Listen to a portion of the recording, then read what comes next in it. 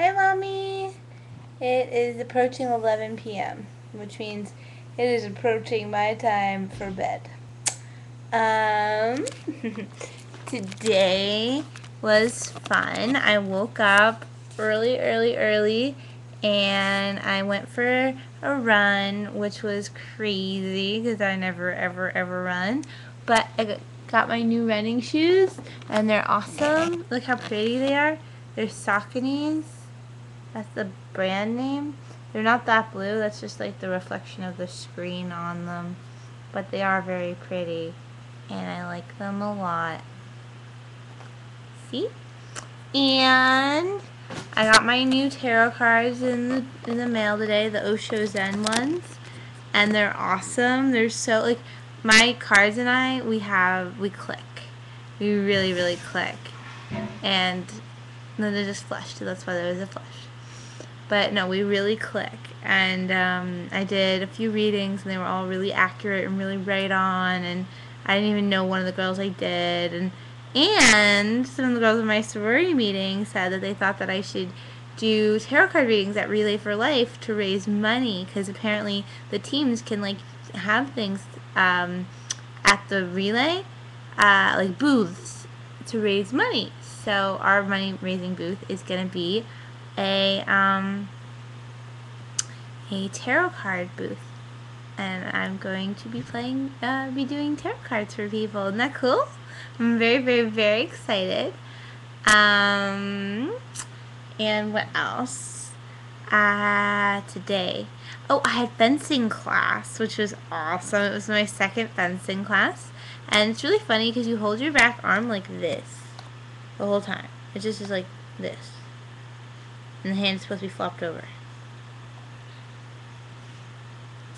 Yeah, cool.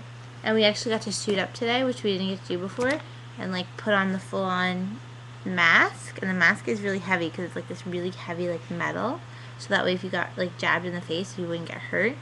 And it's a lot of fun. And my friend Patty invited me to go jogging with her tomorrow on the beach before our meeting, and that's exciting too. Yeah, so everything's going really super well. Love Hebrew class. Love us, just really like living it up. I got another place that I'm asking them if I can live there. My friend Kate and her boyfriend Max might need a third person, and they might allow kitty cat, so that's good. And I guess it's time for another chapter from the book. Get the book out. Let's get the book out. Roar. Please excuse my movementness.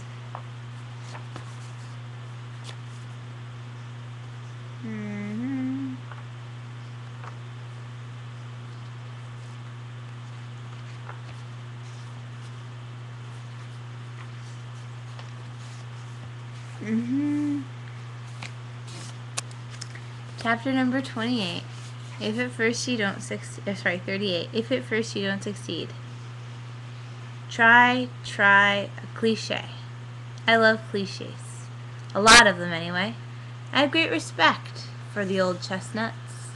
As I see it, the reason cliches are repeated so often is because they are so often right on the money. Educators shouldn't be afraid of cliches. You know why? Because kids don't know most of them.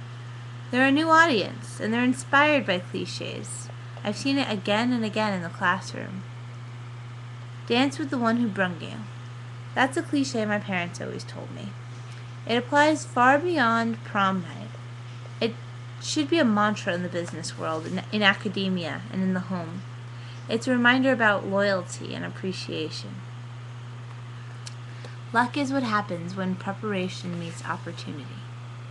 That one comes from Seneca, the Roman philosopher who was born in 5 BC. It'll be worth repeating for another 2,000 years at least. Whether you think you can or you think you can't, you're right. That is from my cliche repertoire from incoming students. Other than that, Mrs. Lincoln, how was the play? I'd say that to students as a reminder not to focus on little issues while ignoring the major ones. I love a lot of pop culture cliches too. I don't mind when my children watch Superman because he's not because he's strong and can fly, but because he fights for truth, justice, and the American way. I love that one. I love the movie Rocky. I even love the theme music. And what I liked most about the original Rocky movie was that Rocky didn't care if he won the fight that ends the film. He just didn't want to get knocked out. That was his goal. During the most painful times of my treatment, Rocky was an inspiration because he reminded me it's not how hard you hit, it's how hard you get it and keep moving forward. Of course, of all the cliches in the world, I love football cliches the most. Colleagues were used to the sight of me wandering the halls of Carnegie Mellon tossing up football up and down in front of me. It helped me think. They'd probably say I thought football metaphors had the same effect, but some of my students, female and male, had trouble adjusting. They'd be discussing computer algorithms and I'd be speaking football. Sorry, I tell them, but it'll be easier for you to learn the basics of football than for me to learn a new set of life cliches. I liked my students to win one for the Jipper, to go out and execute, to keep the drive alive, to march down the field, to avoid costly turnovers, and to win games in the trenches, even if they were going to feel it on Monday. My students knew, it's not whether you win or lose, it's how you play the cliche.